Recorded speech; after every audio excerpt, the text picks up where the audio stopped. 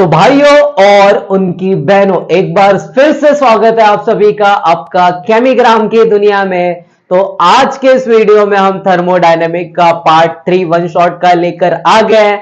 तो चलिए स्टार्ट करते हैं। ठीक है, देखो अभी तक हमने क्या किया था, वर्क से रिलेटेड जितने भी फॉर्मूलेज है वो सब देख लिया था। आज इस लेक्चर में अपने को एंथैल्पी और एंथैल्पी से रिलेटेड ही सारी चीजें पढ़नी है। तो आइए, पहला टॉपिक है अपना mathematical expression for first law of thermodynamic. ठीक है, फर्स्ट लॉ ऑफ थर्मोडायनेमिक का स्टेटमेंट देखा था हमने लास्ट वीडियो में। इस वीडियो में क्या करने वाले, पहले मैथमेटिकल एक्सप्रेशन, मैथमेटिकली कैसे एक्सप्रेस किया जाता है फर्स्ट लॉ ऑफ थर्मोडायनेमिक। तो देखो मैंने क्या बोला था, किसी भी सब्सटेंस की जो एनर्जी है वो अपने आप चेंज नहीं होती। एनर्जी चेंज करने के लिए मुझे दो तरीके हैं मेरे पास। यहां पे एनर्जी चेंज करने के कितने तरीके, दो। पहला, या तो मैं वर्क दे दूंगा सिस्टम को या फिर वर्क नहीं दूंगा। ठीक है, और दूसरा क्या है, या तो उसको बहुत सारा हीट दे दो या उसके अंदर से जो भी हीट है वो क्या कर दो, निकाल लो, तो भी क्या हो जाएगी, सिस्टम की एनर्जी चेंज हो जाएगी। कुछ ऐसा ही मिलता जुलता अपना फर्स्ट लॉ ऑफ थर्मोडायनेमिक का मैथमेटिकल एक्सप्रेशन भी बोलता है। देखो क्या बोलता है, ध्यान से सुनो। मान लो ये अपना सिस्टम है और अपने सिस्टम का नाम है ये राजू। ठीक है, ये जो अपना सिस्टम है इसका नाम क्या है, ये राजू। राजू को देखा है अपने। ठीक है, अभी देखो राजू, राजू पता है ना, फिर हेरा फेरी वाला, उसको क्या जाना, शॉर्टकट तरीके से अमीर बनना है। कैसे अमीर बनना है, शॉर्टकट तरीके से। जैसे तुमको पढ़ लिख कर परसेंटेज नहीं लाना है, दुनिया दिन भर देखते रहोगे, स्क्रॉल करते करते 90% लाने के तरीके, 90% लाने के, 90% ऐसे नहीं मिलता है भाई, मेहनत करना पड़ता है उसके लिए। कोई शॉर्टकट तरीका काम नहीं करता है। ठीक है, लाइफ में शॉर्टकट तरीके कभी भी अपनाने नहीं चाहिए, बहुत बुरा फंस जाता है इंसान। देखो यहाँ पे क्या हो रहा है, तो ये अपना राजू है, ये कौन है, अपना राजू है। अब इसकी इंटरनल एनर्जी को चेंज करना है। किसको चेंज करना है, इंटर, ये तो बहुत मुश्किल काम है रे बाबा। ठीक है, इसकी इंटरनल एनर्जी को क्या करना है, चेंज कर रहा है। थर्मोडायनेमिक क्या कहता है, इस राजू की इंटरनल एनर्जी को चेंज करने के अपने पास दो तरीके हैं। या तो इसको बहुत सारा काम दे दो या फिर इसको आग लगा दो। क्या कर दो, इसको आग लगा दो। आग लगा दो मतलब क्या कर दो, इसको हीट कर दो। क्या कर दो, हीट कर दो। या फिर इसको वर्क करने दो। क्या करने दो, वर्क करने दो। तो ये राजू अपना काम करेगा तो इसकी इंटरनल एनर्जी चेंज हो जाएगी। या फिर इसको आग लगा दिया तो आग लगाने के बाद भी इसकी इंटरनल एनर्जी क्या हो जाएगी, चेंज हो जाएगी। ठीक है, समझ में आ रहा है, मतलब ध्यान से सुनो। ये राजू था अपना, इस राजू की इंटरनल एनर्जी पहले मान लो U1 थी। कितनी थी, U1 थी। ठीक है, इंटरनल एनर्जी को हम लोग कैसे रिप्रेजेंट करते हैं, U से रिप्रेजेंट करते हैं। तो इसकी पहले इंटरनल एनर्जी क्या थी, U1।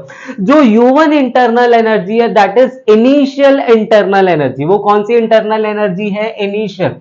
अगर मुझे इस इंटरनल एनर्जी को चेंज करना है तो चेंज होके ये U2 बन जाएगा। अगर ये पहले इनिशियल एनर्जी क्या था, U1, इसको अगर मैं चेंज करूंगा तो चेंज करने के बाद ये किस में कन्वर्ट हो जाएगा, U2 में चेंज हो जाएगा। अब U1 में ऐसा क्या चेंज किया मैंने कि U2 बन गया। U1 में ऐसा क्या चेंज किया, तो U1 के अंदर देखो, मैंने U2 बनाने के लिए पहले U1 लिया। क्या लिया, U1। और U1 में क्या किया मैंने, इस सिस्टम को काम नहीं करने दिया। मैंने इस सिस्टम को, ये राजू को काम करने नहीं दिया रे बाबा। ठीक है, ये राजू को काम करने नहीं दिया तो W इसका पॉजिटिव हो जाएगा। इसका W कैसा हो जाएगा, पॉजिटिव, क्योंकि जब भी सिस्टम काम नहीं करता है तो इसका W क्या हो जाता है, पॉजिटिव। और इसको ना मैंने बहुत सारी आग दे दी। क्या दे दी, इसको बहुत सारी आग दे दी। आग दे दी मतलब क्या किया, इसको हीट दे दिया। क्या दे दिया, हीट दे दिया। तो पहले इंटरनल एनर्जी कितनी थी, U1। U1 में इसको मैंने क्या किया, पहला तो वर्क करने नहीं दिया, इसका वर्क कर दिया। और दूसरा इसको क्या किया, हीट सप्लाई किया। तो U1 इंटरनल एनर्जी किस में कन्वर्ट हो जाएगा, अरे बाबा U2 में कन्वर्ट हो जाएगा। अब मैं U1 को इधर लेकर आ जाऊं तो U2 माइनस U1 निकालूंगा तो क्या बनेगा, W प्लस Q बन जाएगा।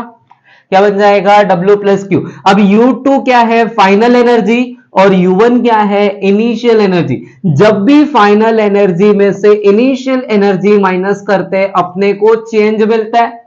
अपने को क्या मिलता है, चेंज मिलता है। तो ये जो चेंज मिला इसको क्या बोला मैंने, डेल्टा यू। और डेल्टा यू किसके इक्वल हो गया, Q प्लस डब्ल्यू। किसके बराबर हो गया, Q plus W. Now delta U का मतलब क्या होता है, डेल्टा यू का मतलब होता है change in internal energy. Q का मतलब क्या होता है, हीट। और W का मतलब क्या होता है, वर्क। मतलब फर्स्ट लॉ ऑफ थर्मोडायनेमिक का मैथमेटिकल एक्सप्रेशन ये बोलता है किसी भी सिस्टम की इंटरनल एनर्जी को चेंज करना है, और कैसा चेंज करना है, पॉजिटिव चेंज करना है। कैसा चेंज करना है, पॉजिटिव। तो आपको हीट सप्लाई करना पड़ेगा सिस्टम में, और दूसरा सिस्टम को वर्क से फ्री करना पड़ेगा। मतलब वर्क कौन करना चाहिए, सराउंडिंग करना चाहिए। कौन करना चाहिए, सराउंडिंग। सराउंडिंग वर्क करेगा, सिस्टम वर्क नहीं करेगा। तो जो इंटरनल एनर्जी में चेंज आएगा वो कैसा चेंज आएगा, पॉजिटिव चेंज आएगा। कैसा चेंज आएगा, पॉजिटिव चेंज आएगा। तो ये था अपना mathematical expression for first law of thermodynamic. Now next अभी टॉपिक में हम क्या करने वाले, यही जो मैथमेटिकल एक्सप्रेशन है ये हम अलग अलग प्रोसेस के लिए पढ़ने वाले। तो फॉर वेरियस प्रोसेस, किसके लिए पढ़ेंगे, अलग अलग प्रोसेस के लिए पढ़ेंगे। ओ इधर इधर इधर इधर ध्यान दे दो, थोड़ा इधर ध्यान दे दो, ठीक है। तो मैथमेटिकल एक्सप्रेशन किसके लिए पढ़ेंगे, for various process. Various process में सबसे पहला प्रोसेस अपना आता है आइसोथर्मल प्रोसेस। कौन सा प्रोसेस आता है, आइसोथर्मल प्रोसेस।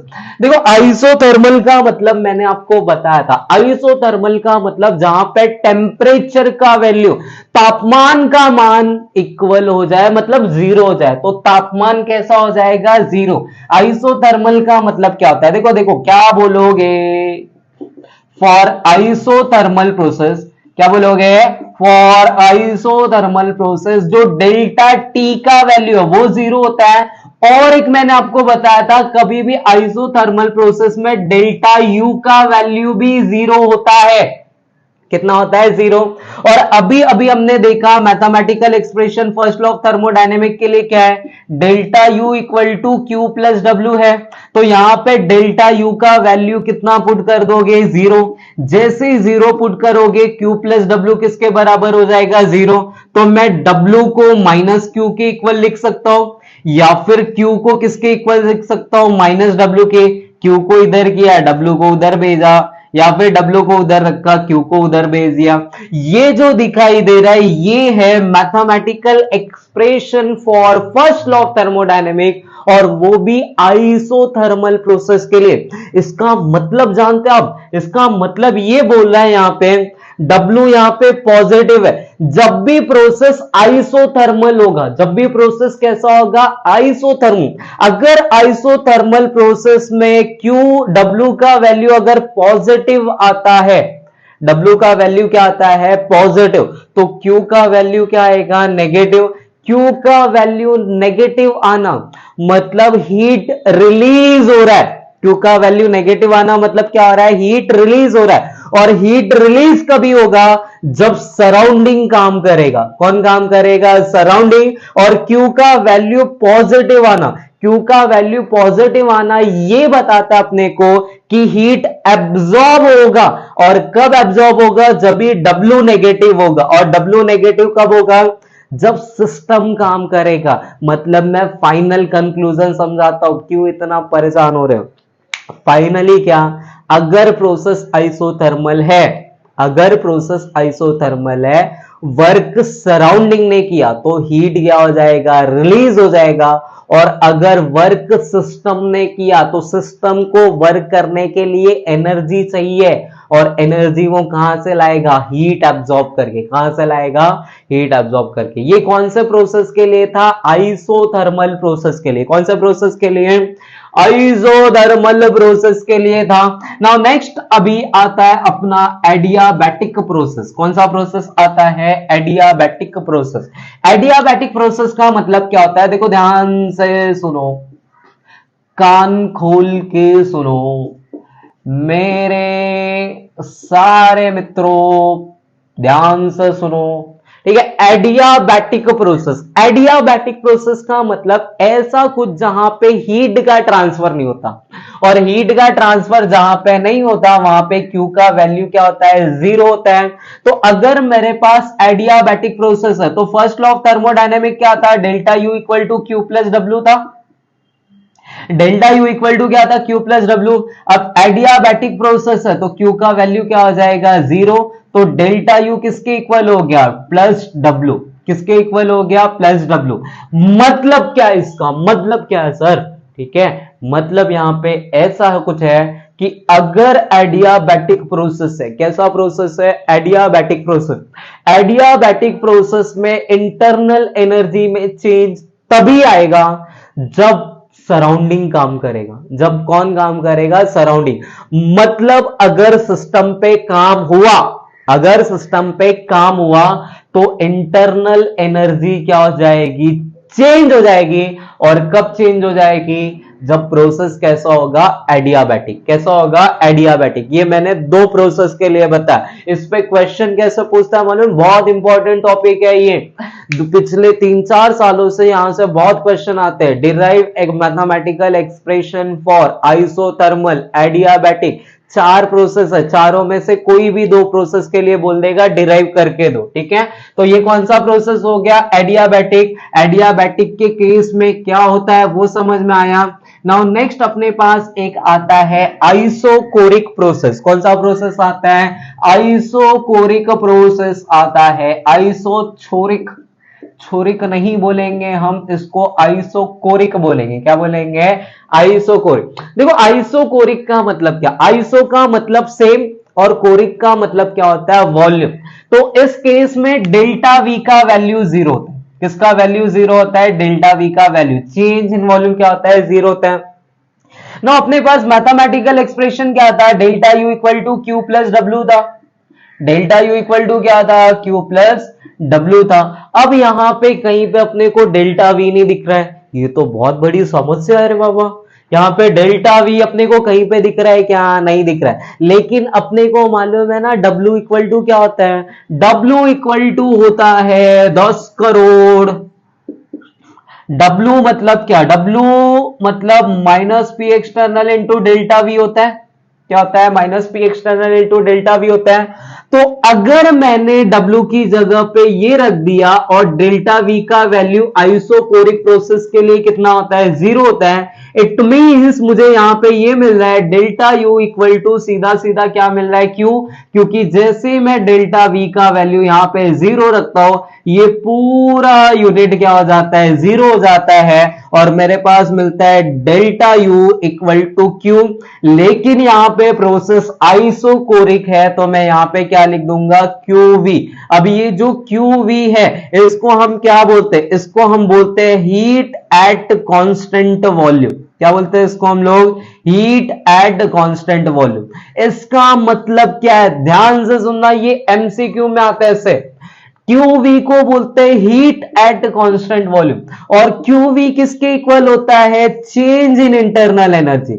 मतलब आपको ऐसा क्वेश्चन आ सकता है, heat at constant volume is equal to, heat at constant volume is equal to, तो तुम बोलोगे चेंज इन इंटरनल एनर्जी। क्या बोलोगे, चेंज इन इंटरनल। मतलब जब भी आइसोकोरिक प्रोसेस होगा, कैसा प्रोसेस होगा, आइसोकोरिक, अगर हीट दिया तुमने तो इंटरनल एनर्जी में चेंज हो जाएगा। उस सिस्टम की इंटरनल एनर्जी में क्या हो जाएगा, चेंज हो जाएगा।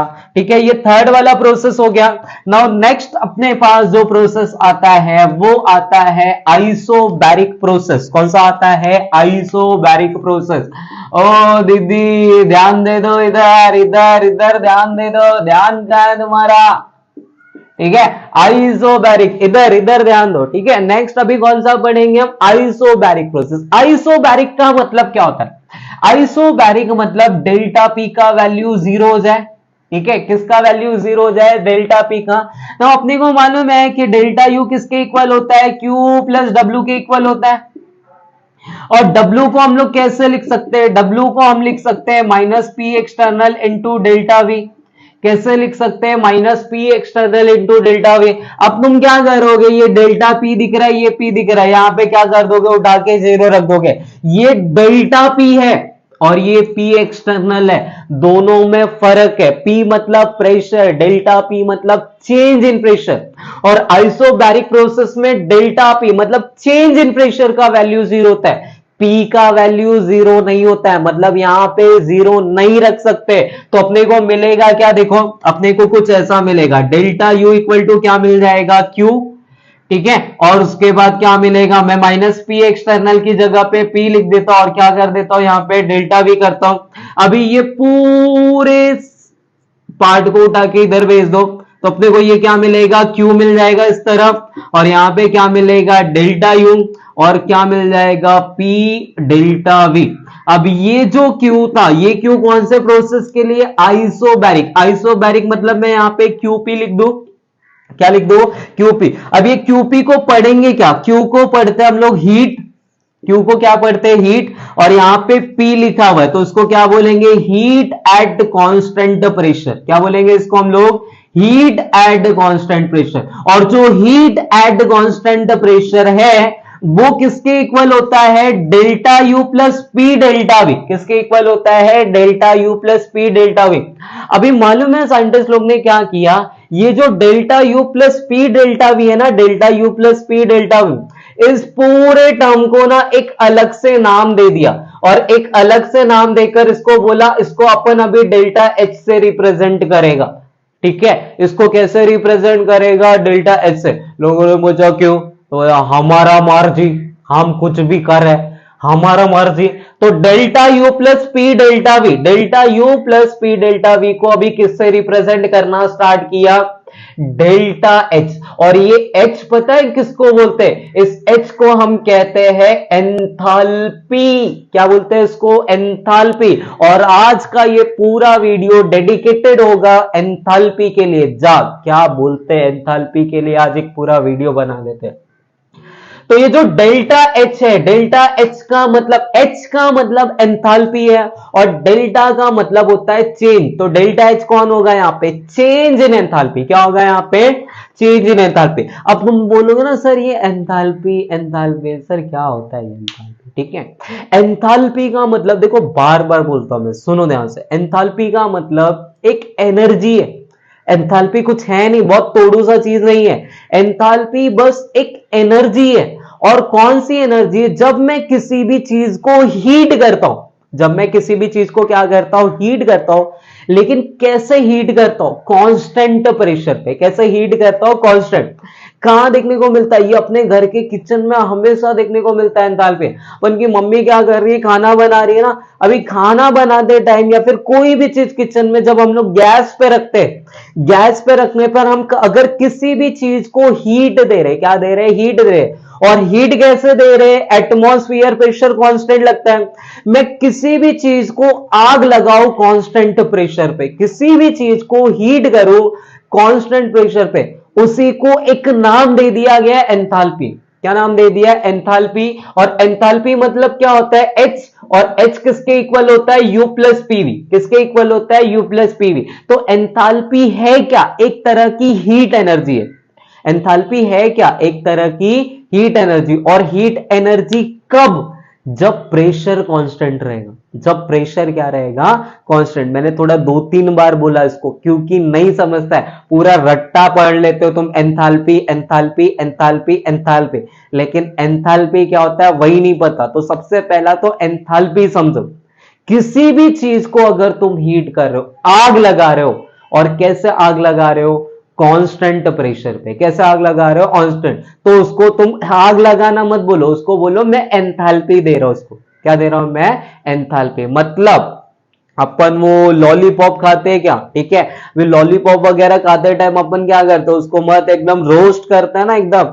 अभी रोस्ट कर रहे मतलब क्या कर रहे, हीट दे रहे। अभी हीट कैसे दे रहे, कांस्टेंट प्रेशर पे। जब भी किसी भी चीज को हीट करोगे कांस्टेंट प्रेशर पे, उसको हीट करना नहीं बोलोगे, उसको बोलोगे अपन लॉलीपॉप को एंथैल्पी दे रहा है। क्या दे रहा है, लॉलीपॉप को एंथैल्पी दे रहा है, ठीक है। तो एंथैल्पी मतलब समझा क्या होता है, एंथैल्पी का मतलब क्या होता है, H equal to U plus PV. ये थे अपने 4 प्रोसेस और इन चारों प्रोसेस का अपने को क्या करना था, मैथमेटिकल एक्सप्रेशन। और ये 4 प्रोसेस में से 2 प्रोसेस के लिए एग्जाम में क्वेश्चन तुमको डेफिनेटली यहां से क्वेश्चन आ रहे हैं, बहुत बार क्वेश्चन पूछे गए, तो ये बहुत ही इंपॉर्टेंट सा क्वेश्चन बन जाता है यहां पे। तो अब आ गया अपने पास एंथैल्पी। ठीक है, तो एंथैल्पी को कैसे रिप्रेजेंट करते हैं? सबसे पहला अभी अभी बताया एंथैल्पी को कैसे रिप्रेजेंट करते हैं, एच। और एंथैल्पी होता क्या है? एंथैल्पी का मतलब होता है H इक्वल टू होता है U प्लस पीवी। देखो U कौन है? U एक तरह की इंटरनल एनर्जी है और पीवी कौन है? प्रेशर वॉल्यूम वर्क है। कौन है? प्रेशर वॉल्यूम वर्क है। तो अगर मैंने बोला आपको एंथैल्पी स्टेट फंक्शन है कि पाथ फंक्शन है, बताना दो, तो आप बोलेंगे कि ये कौन सा फंक्शन है? State function. क्योंकि मैंने आपको बोला इस चैप्टर में ऐसे 3 ही प्रॉपर्टीज है जो पाथ फंक्शन है। तो एंथैल्पी कैसा है? एंथैल्पी एक स्टेट फंक्शन है। सर स्टेट फंक्शन है, स्टेट फंक्शन मतलब ये भी फाइनल माइनस इनिशियल होगा। यस, ठीक है। तो एंथैल्पी यहां पे H है, तो अभी यहां पे हम क्या करेंगे? फाइनल। फाइनल मतलब H2। अब H2 किसके इक्वल होगा? U2 plus P2 V2। H1 किसके इक्वल होगा? U1 plus P1 V1। किसके इक्वल होगा? U1 plus P1 V1। और अगर मैंने डेल्टा H निकाला तो डेल्टा H किसके इक्वल आएगा? H2 minus H1। अभी H2 किसके इक्वल था? U2 plus P2 V2। H1 किसके इक्वल है? U1 plus P1 V1। अभी देखो इसको क्या करने का, इस ब्रैकेट को ओपन करोगे, ब्रैकेट को जैसे ही ओपन करोगे U1 माइनस P1 V1 हो जाएगा। अभी U2 को U1 के पास लेकर आ जाओ, P2 V2 के साथ किसको रखने का अपने को? P1 V1। देखो U2 माइनस U1 करेंगे तो डेल्टा U मिलेगा। U2 माइनस U1 किसके इक्वल मिलेगा? Delta U। और P2 V2 को करोगे तो क्या मिलेगा? Delta PV। क्या मिलेगा? Delta PV। और ये कौन हो गया? Delta H। अगर यही चीज मैंने कांस्टेंट प्रेशर पे की, कौन से प्रेशर पे की? कांस्टेंट प्रेशर पे। अगर यही चीज मैं प्रेशर को कांस्टेंट कर दूं, प्रेशर को कांस्टेंट कर दूं तो P बाहर आ जाएगा। तो डेल्टा H क्या मिलेगा? Delta U plus P delta V। क्या मिलेगा? P delta V। और ध्यान से देखना, इसी को तो हम लोग QP बोल रहे थे, इसी को तो हमने QP बोला था ना। तो डेल्टा H किसके इक्वल आ जाएगा? QP के इक्वल आ जाएगा मेरे भैया दीदी। डेल्टा H किसके इक्वल आ जाएगा? QP। मतलब जब भी चेंज इन एंथैल्पी निकालना है, इसको अपन क्या बोलते हैं? Heat at constant pressure. क्या बोलते हैं इसको हम लोग? Heat at constant pressure. तो ये रहा अपना एंथैल्पी। अभी क्या करना है? अगर अपने पास एक केमिकल रिएक्शन दिया हुआ है, अगर अपने पास क्या दिया है? केमिकल रिएक्शन दिया है, उस केमिकल रिएक्शन के एंथैल्पी और इंटरनल एनर्जी में क्या रिलेशन होता है, वो कैसे निकालेंगे? ठीक है, तो वो भी देख लेते हैं। पहले इसको नोट डाउन कर लो, फटाफट से कॉपी पेस्ट कर लो इसको तो। ठीक है, ये हो गया अपना एंथैल्पी। नाउ नेक्स्ट अभी क्या पढ़ेंगे हम? किसी भी केमिकल रिएक्शन के अंदर, ध्यान से सुनना क्या बोल रहा हूं मैं, किसी भी केमिकल रिएक्शन के अंदर चेंज इन इंटरनल एनर्जी और एंथैल्पी का क्या रिलेशन होता है वो देखते हैं। ठीक है, तो क्या पढ़ेंगे हम लोग यहां पे? रिलेशन बिटवीन, और ये डेरिवेशन बहुत बार एग्जाम में पूछा गया है, relation between delta H and delta U for a chemical reaction. एक केमिकल रिएक्शन के लिए डेल्टा H और डेल्टा U का रिलेशन क्या होता है? देखो अभी पढ़ा, डेल्टा H किसके इक्वल है? Delta U plus P delta V। एकदम अभी ताजा ताजा पढ़ा, डेल्टा H किसके इक्वल है? Delta U plus P।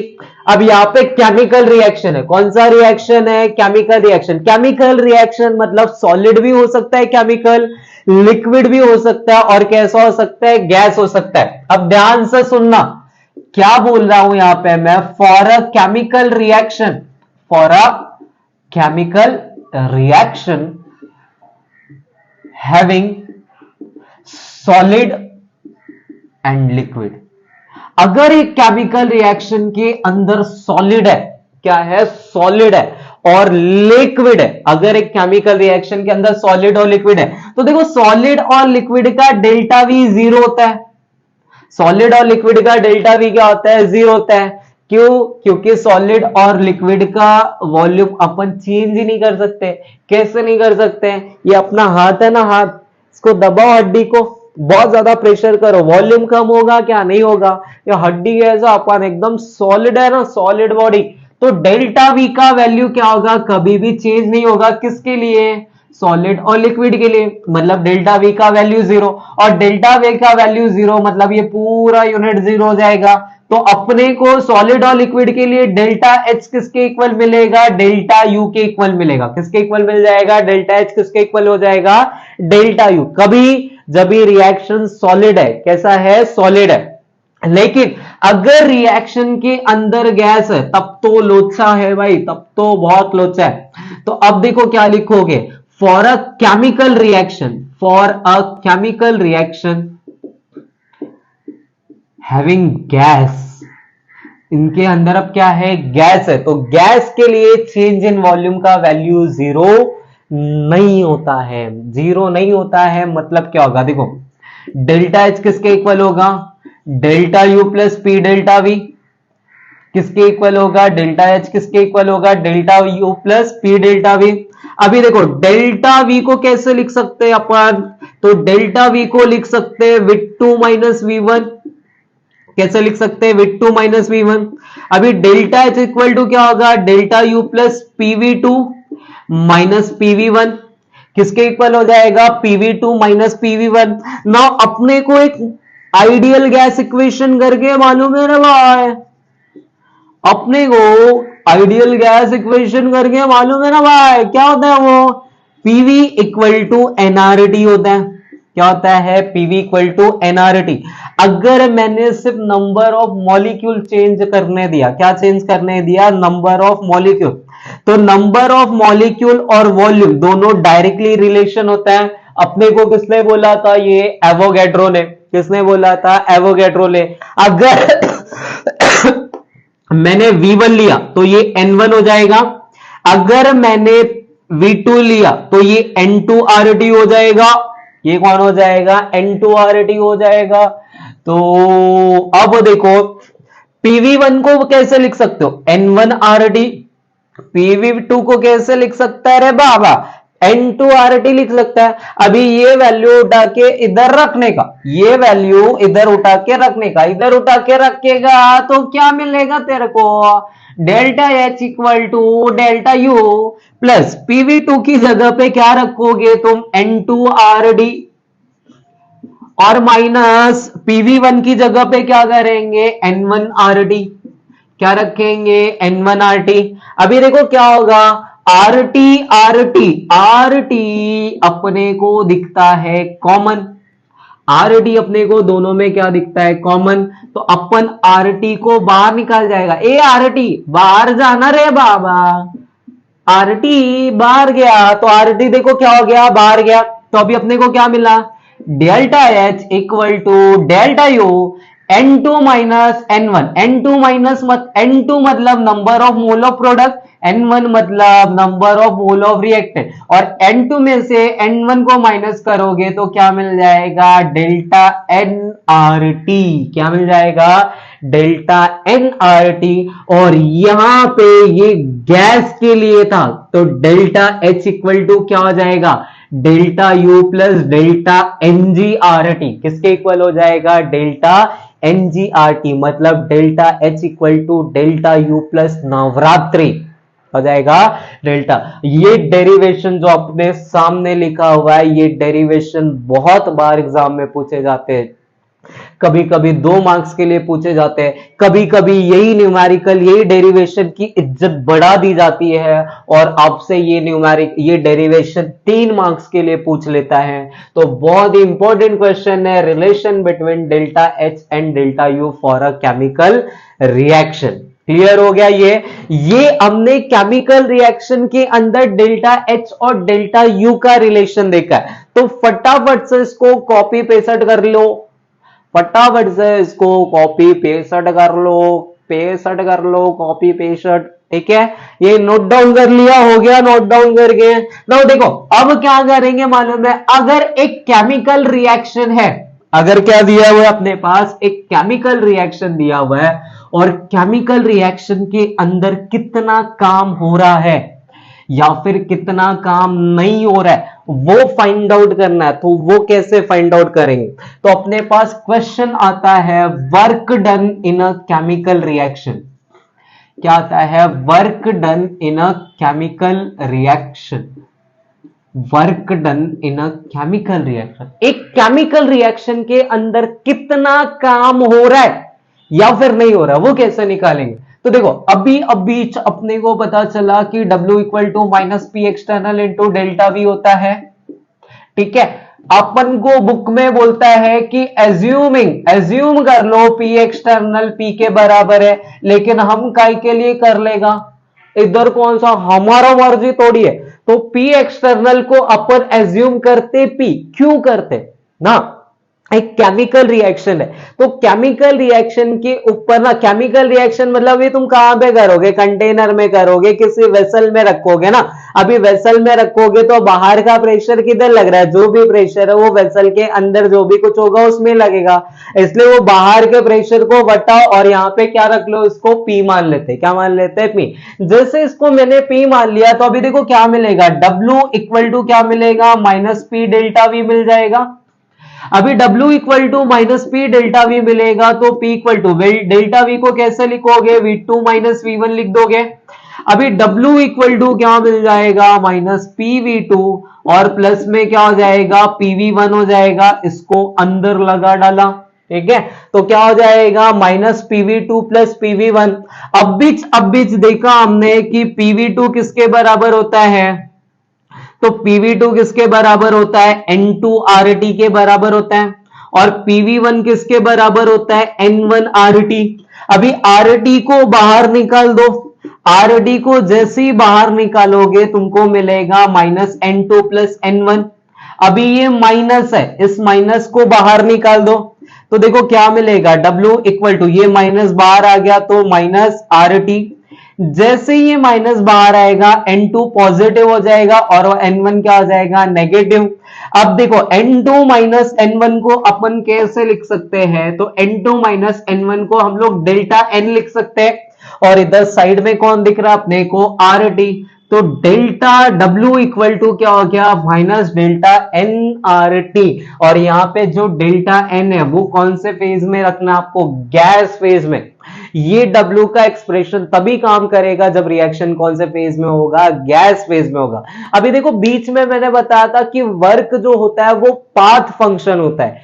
क्यों, अगर तुमसे पूछ लिया W is a path function क्यों, तो देखो उसका रीजन है, हमने ना अभी तक W के 4 एक्सप्रेशन देखे। एक देखा है W equal to minus P external delta V, derivation कहां में पड़ा था, जब भी work against constant external pressure था। एक W मैक्स का फॉर्मूला पड़ा, W मैक्स मतलब सोनी मैक्स नहीं रे बाबा, सूर्यवंश तुमको खीर खिलाएगा फिर अपन। ठीक है, W मैक्स का क्या फॉर्मूला था, minus 2.303 NRT log to the base 10 V2 upon V1, ये फॉर्मूला था। एक W तो वैक्यूम में W जीरो, और एक W कहां पे आएगा, केमिकल रिएक्शन में, तो डेल्टा NGRT। अब W के मेरे पास कितने एक्सप्रेशन है, टोटल 4 एक्सप्रेशन है। मतलब जब मैं इस तरीके से जाता हूं तो W अलग मिलता है, जब मैं मैक्सिमम वर्क निकालता हूं तो W अलग मिलता है, जब मैं वैक्यूम में जाता हूं तो W अलग मिलता है, और जब केमिकल रिएक्शन में जाते हैं तो W अलग मिलता है। मतलब W सबके लिए सेम नहीं है रे बाबा, W का वैल्यू अलग अलग चीजों के लिए अलग अलग है। क्या बोल रहे हो, W का वैल्यू अलग अलग चीजों के लिए अलग अलग है। मतलब कि W किसी एक पाथ पे डिपेंड नहीं करता, अलग अलग चीजों के लिए अलग अलग है। मतलब W एक पाथ फंक्शन है। कैसा फंक्शन है, पाथ फंक्शन। ये तो बहुत गहरी बात बता दी आपने। W कैसा फंक्शन है, पाथ फंक्शन है। कैसा फंक्शन है, पाथ फंक्शन।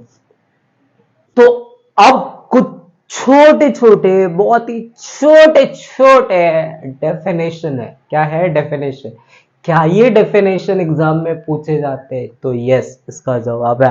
देखो एक दो बार ना एग्जाम में डेफिनेशन पूछा था, 3 डेफिनेशन को एक साथ कंबाइन किया और 3 मार्क्स के लिए पूछ लिया। और कहां पे पूछा था मालूम है? न्यूमेरिकल वाले सेक्शन में, जहां ऑलरेडी बहुत दर्द रहता है, वहां पे ऐसा डेफिनेशन आ जाता है। तो एंथैल्पीज ऑफ फिजिकल ट्रांसफॉर्मेशन, किसकी बात करेंगे हम यहाँ पे? फिजिकल। इसमें भी 2 तरह के, एक फेज ट्रांसफॉर्मेशन है और एक एटॉमिक लेवल पे जो ट्रांसफॉर्मेशन हो रहा है वो। ऐसे टोटल ना हम 7 डेफिनेशन पढ़ने वाले। कितने डेफिनेशन पढ़ने वाले? 7। एक एक करके सब कुछ देखते हैं। सबसे पहला आता है अपने पास एंथैल्पी ऑफ फ्यूजन। क्या आता है? एंथैल्पी ऑफ फ्यूजन, जिसको हम लोग रिप्रेजेंट कैसे करते हैं? एंथैल्पी को कैसे रिप्रेजेंट करते हैं? Delta H. और फ्यूजन है तो बीच में लिख देते एफ यू एस। क्या लिख देते हैं? F U S. अब ध्यान से सुनना, एक डेफिनेशन समझ में आया, बाकी सब वैसे ही है और कुछ नहीं, एकदम मैं बता रहा हूं कैसे पढ़ना है, ठीक है? Enthalpy of fusion. पहले फ्यूजन का मतलब क्या होता है?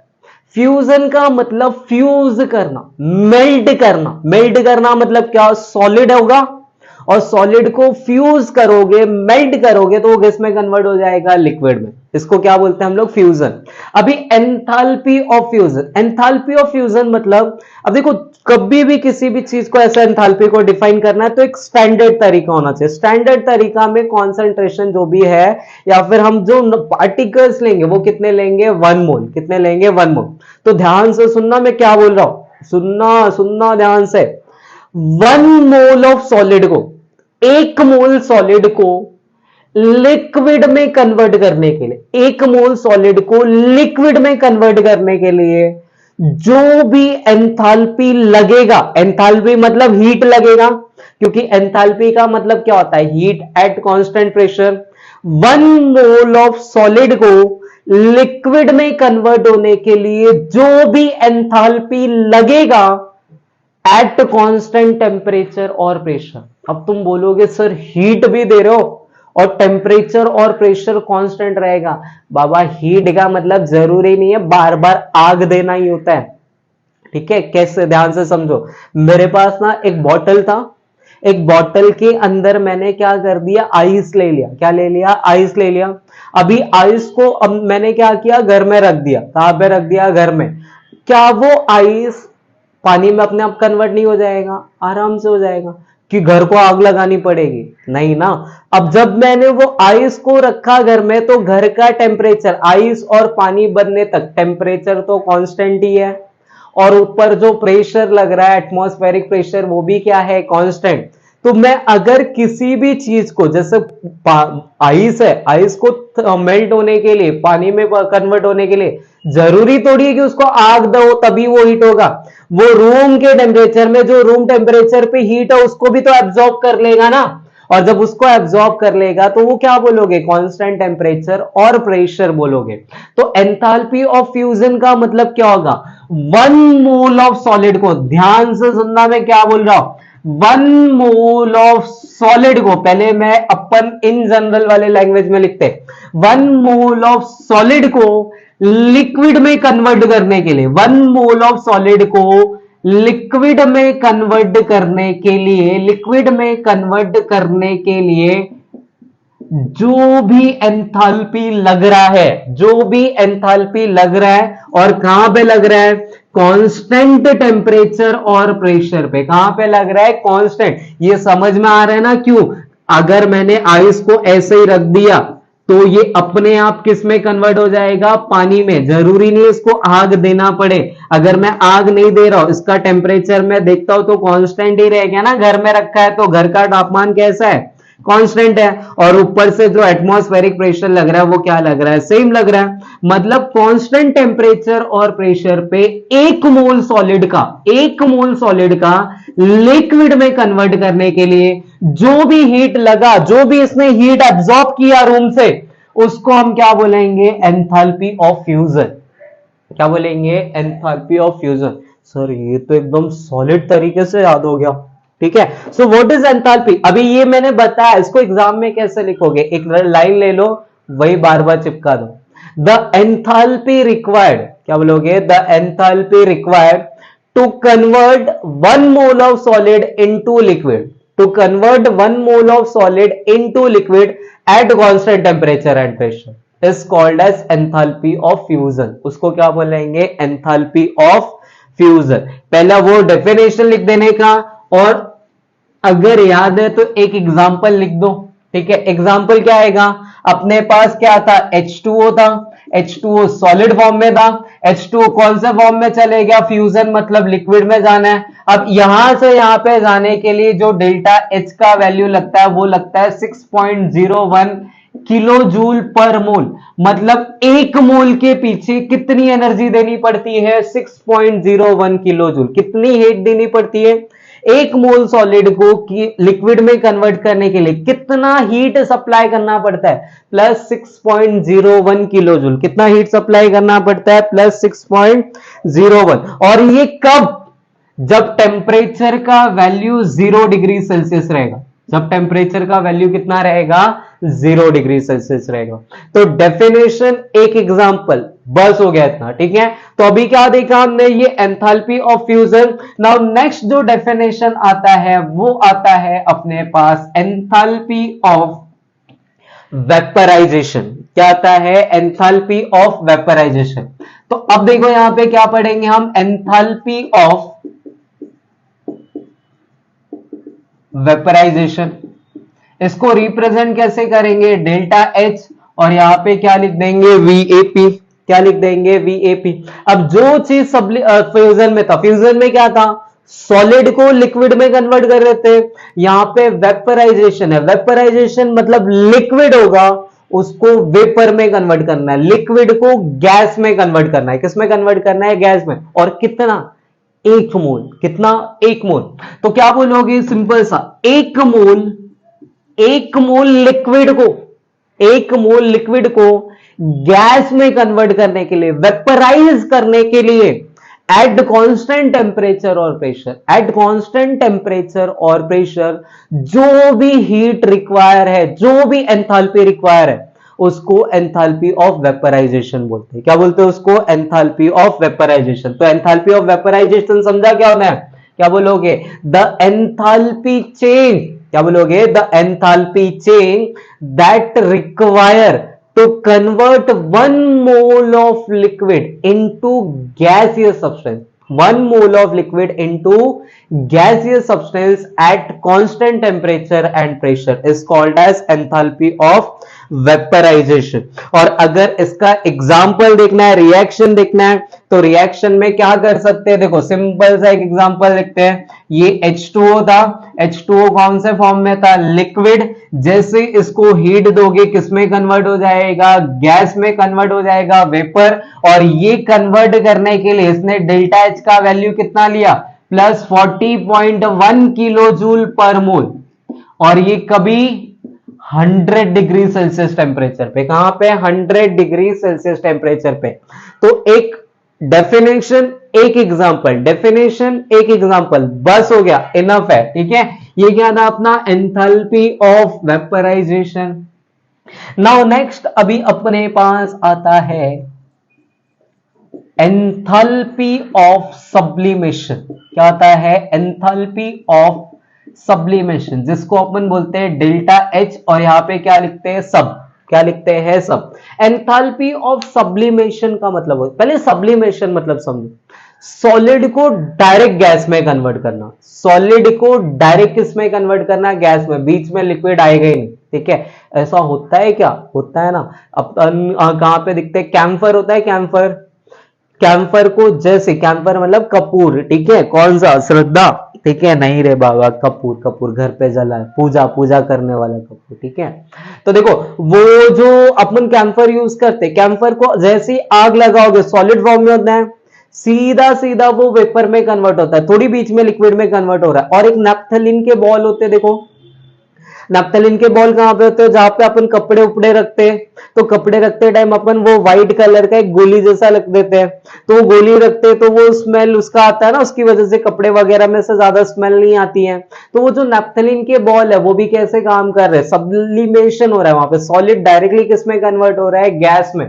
तो एंथैल्पी ऑफ सब्लिमेशन का मतलब क्या?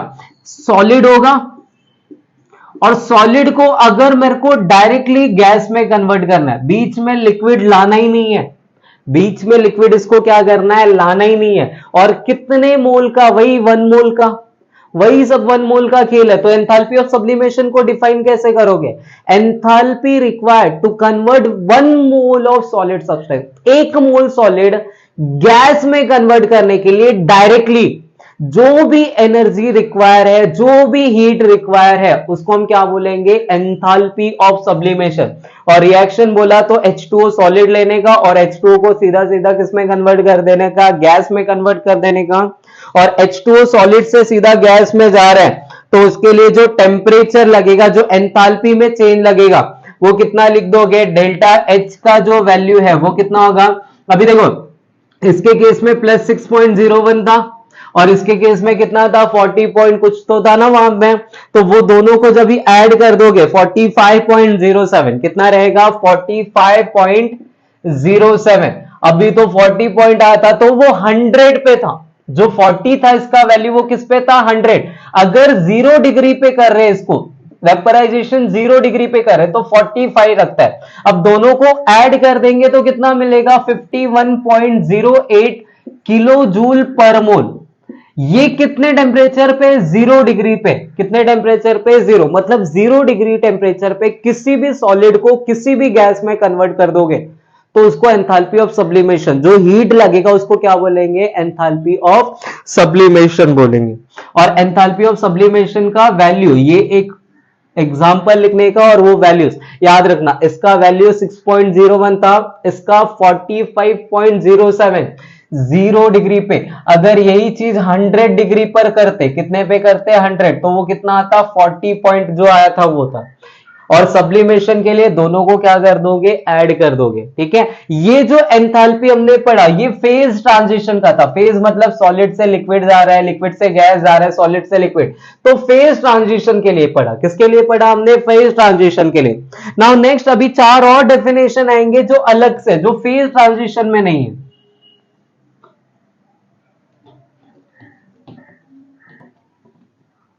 तो ये क्या हो गया, ये 3 डेफिनेशन हमने कौन से देखे, सब्लिमेशन, वेपराइजेशन और कौन सा देखा, फ्यूजन। अब 4 और रह गए, सिर्फ 4 और रह गए। कौन कौन से 4 रह गए हैं, एक आता है अपने पास एंथैल्पी ऑफ आयनाइजेशन। क्या आता है, एंथैल्पी ऑफ आयनाइजेशन। आयनाइजेशन का मतलब क्या होता है, पहले ध्यान से समझो। किसी भी एटम को, किसी भी एटम को आयन में कन्वर्ट करने के लिए, किसी भी एटम को आयन में कन्वर्ट करने के लिए एटम के अंदर से इलेक्ट्रॉन निकालना पड़ता है। अब इलेक्ट्रॉन निकालने के लिए एनर्जी देना पड़ता है। क्या देना पड़ता है, एनर्जी। तो किसी भी एटम के इलेक्ट्रॉन को बाहर निकाल के उस एटम को आयन में कन्वर्ट करने के लिए जो भी एनर्जी लगेगा, कितना हार्ड है ये। किसी भी एटम के अंदर इलेक्ट्रॉन निकाल के उसको आयन में कन्वर्ट करने के लिए जो भी एनर्जी लगेगा, और कितना, 1 मोल। कितने, 1 मोल एटम को, 1 मोल गैसियस एटम को। और सबसे इंपॉर्टेंट, एटम गैसियस फॉर्म में होना चाहिए। कैसे फॉर्म में होना चाहिए, गैसियस। सर गैसियस फॉर्म में क्यों लेते हैं बार बार हम लोग, देखो सॉलिड को हीट करोगे तो वो लिक्विड में जाएगा, लिक्विड से किस में जाएगा, गैस में, और गैस में जब चला जाएगा तो गैस से इलेक्ट्रॉन निकल जाएगा। इसलिए हम लोग यहां पे कौन सा फॉर्म लेते हैं, गैसियस फॉर्म ही लेते हैं। सॉलिड में से थोड़ी इलेक्ट्रॉन फटाफट निकलेगा, पहले वो कन्वर्ट होगा, फिर गैस में जाएगा, और गैस से जाकर फिर वो उड़ के इलेक्ट्रॉन निकालता है। इसलिए क्या रखते हैं हम लोग यहां पे, गैसियस फॉर्म में। तो एंथैल्पी ऑफ आयनाइजेशन में क्या बोलोगे, 1 मोल ऑफ एटम को, क्या बोल रहा हूं मैं, 1 मोल ऑफ एटम में से इलेक्ट्रॉन रिमूव करने के लिए, 1 मोल इलेक्ट्रॉन रिमूव करने के लिए जो भी एंथैल्पी लगेगा उसको क्या बोलेंगे, एंथैल्पी ऑफ आयनाइजेशन। क्या बोलेंगे, एंथैल्पी ऑफ आयनाइजेशन। तो एंथैल्पी ऑफ आयनाइजेशन को डिफाइन कैसे करेंगे, इट इज द एंथैल्पी, क्या बोलोगे, it is the enthalpy, it is the enthalpy required, it is the enthalpy required to remove, it is the enthalpy required to remove electron, क्या बोलोगे, to remove electron from 1 mole of gaseous atom, from 1 mole of gaseous atom, 1 mole gaseous atom में से electron को निकालना है बाहर। जो भी एनर्जी लग रही है, जो भी एंथैल्पी लग रही है, उसको क्या बोलेंगे? Enthalpy of ionisation. मतलब अपने पास सोडियम का एटम था, सोडियम का एटम था तो कौन से फॉर्म में था? सॉलिड फॉर्म में। लेकिन मैंने क्या बोला? गैसियस एटम लेना है, तो गैसियस मतलब सॉलिड चलेगा क्या? नहीं चलेगा। अब सोडियम का कितना मोल लेना है? 1 मोल। और 1 मोल में से अगर इलेक्ट्रॉन को बाहर निकालोगे तो Na+ बदल जाएगा। अब ये कौन से फॉर्म में चले गया? गैसियस। अब इसने कितने इलेक्ट्रॉन निकाले? 1 इलेक्ट्रॉन निकाले। कितने इलेक्ट्रॉन निकाले? 1 इलेक्ट्रॉन निकाले। तो ये किसमें कन्वर्ट हो गया? गैस एटम किसमें कन्वर्ट हो गया? आयंस में कन्वर्ट हो गया। और इसके लिए जो एंथैल्पी का वैल्यू लगता है, जो डेल्टा H का वैल्यू लगता है, वो लगता है 494 किलो जूल पर मोल। 1 मोल के पीछे इतनी एनर्जी देनी पड़ती है। समझ रहे हो ना मेरी बात? ये आयनाइजेशन है। कौन है? आयनाइजेशन। जिस तरीके से आयनाइजेशन आता है, सेम वैसी एक आता है एटमाइजेशन। क्या आता है? एटमाइजेशन। तो ये एंथैल्पी ऑफ आयनाइजेशन था। नाउ नेक्स्ट अपने पास आता है एंथैल्पी ऑफ एटमाइजेशन। क्या आता है? Enthalpy of atomisation. एटमाइजेशन का मतलब क्या होता है? आयनाइजेशन मतलब क्या? आयंस बनाना। एटमाइजेशन मतलब एटम्स बनाना। क्या बनाना? एटम्स बनाना। जेशन मतलब बनाना। ठीक है, ध्यान से सुनो। अभी ना अपने पास गैसियस मॉलिक्यूल है।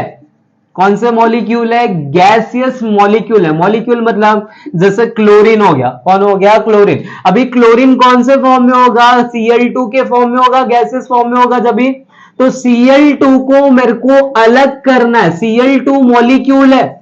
मॉलिक्यूल को एटम में कन्वर्ट करने के लिए, मॉलिक्यूल को एटम में कन्वर्ट करेंगे, तो एटम में कन्वर्ट करेंगे तो Cl बन जाएगा। अब एक Cl का मॉलिक्यूल 2 एटम बनाएगा तो 2Cl, और ये भी कौन से स्टेट में आ जाएगा? गैसियस।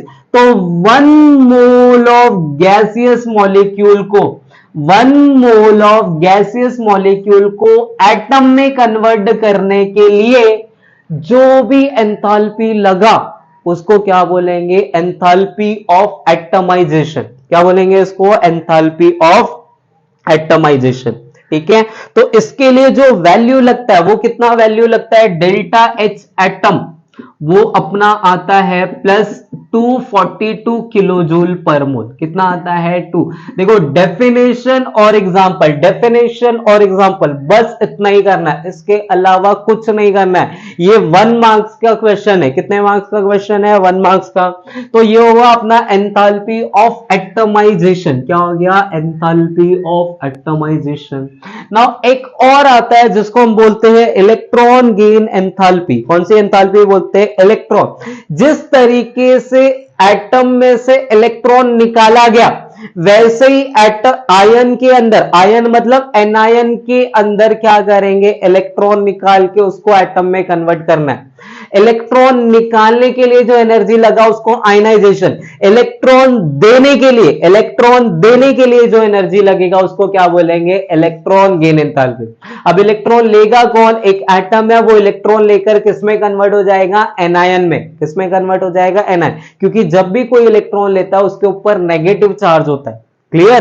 तो किसी भी 1 मोल एटम को एनायन में कन्वर्ट करने के लिए जो भी एनर्जी लगेगा उसको बोलेंगे enthalpy of electron gain enthalpy. क्या बोलेंगे उसको? Electron gain enthalpy.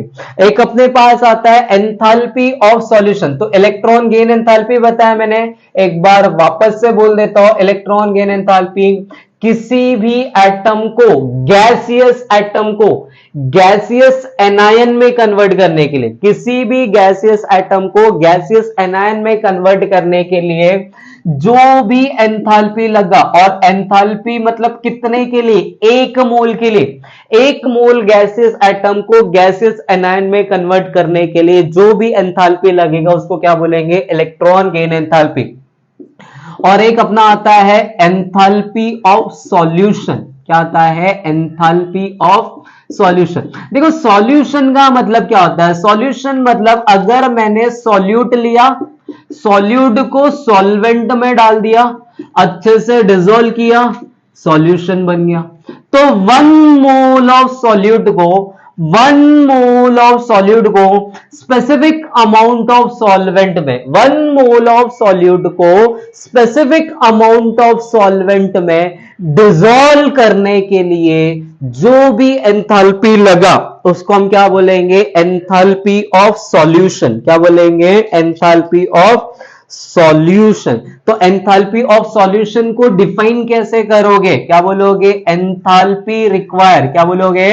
Enthalpy require to dissolve 1 mole of substance. क्या बोलोगे? To dissolve 1 mole of substance. 1 mole substance को डिसॉल्व करने के लिए कहां पे डिसॉल्व करोगे? In a specific amount of solvent. कहां पे डिसॉल्व करोगे? In a specific amount of solvent में डिसॉल्व करोगे। जो भी एंथैल्पी लगेगा उसको क्या बोलेंगे? Enthalpy of solution. जैसे अगर इसका एग्जांपल लेना है तो अपन देखो घर पे नींबू पानी बनाते हैं। नींबू पानी बनाने के लिए मैंने क्या लिया? सॉलिड लिया, सॉल्ट लिया। सॉल्ट को किधर डाल दिया मैंने? एक्वस में। कहां पे डाल दिया? एक्वस, मतलब पानी में डाल दिया। जैसे ही पानी में डालोगे तुमको क्या मिलेगा? NaCl। अभी ये कौन से फॉर्म में मिल जाएगा? एक्वस, मतलब वाटर में डिसॉल्व हो गया। अभी ये डिसॉल्व होते टाइम जो एंथैल्पी लेता है वो कितना एंथैल्पी लेता है? +4 किलो जूल का एंथैल्पी लेता है। 1 मोल के पीछे इसको 4 किलो जूल की हीट की जरूरत होती है। ये क्या हुआ? अपना एंथैल्पी ऑफ सॉल्यूशन। देखो मैंने 7 डेफिनेशन बताए। Enthalpy of fusion, sublimation, vaporisation, atomisation, ionisation, electron gain enthalpy और सॉल्यूशन। इन सातों में से कोई भी 2 डेफिनेशन, 3 डेफिनेशन, 1 डेफिनेशन कुछ भी आ सकता है। कितने मार्क्स के लिए आएगा? 1 मार्क्स के लिए होगा। कितने मार्क्स के लिए होगा? 1। और ये इंपॉर्टेंट क्वेश्चन है। क्लियर हो गया? डेफिनेशन, एग्जाम्पल आपको इतने ही लिखने हैं। तो ये रहा अपना थर्मोडायनेमिक का पार्ट 3 में हमने एंथैल्पी से रिलेटेड जितनी भी चीजें थी वो सारी कवर की। नेक्स्ट पार्ट में हम थर्मोकेमिस्ट्री लेंगे और पूरा चैप्टर उड़ा डालेंगे। ठीक है? तब तक के लिए मिलते हैं अगले वीडियो में। तब तक के लिए जय हिंद।